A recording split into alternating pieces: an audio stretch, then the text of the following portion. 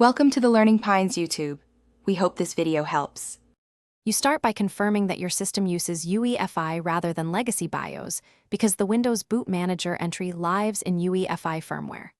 Once done, create recovery media and backup critical files so you can recover if something goes wrong. Reboot immediately and press the vendor key, F2, Delete, ESC, or F10, until you enter the UEFI settings. You need direct firmware access. Windows settings alone can't remove the UEFI entry. Now move to the Boot Configuration section.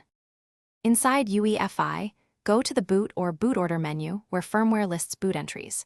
You'll see Windows Boot Manager listed by name or as boot option 000X.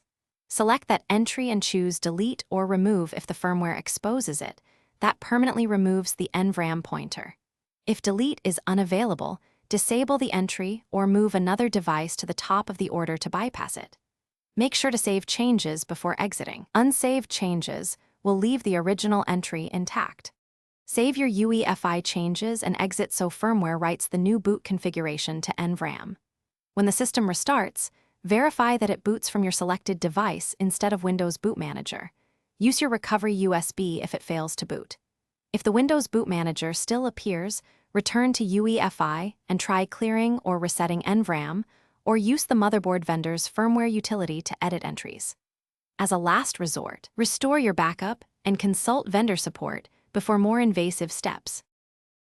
Thanks for watching. Consider subscribing if we helped you.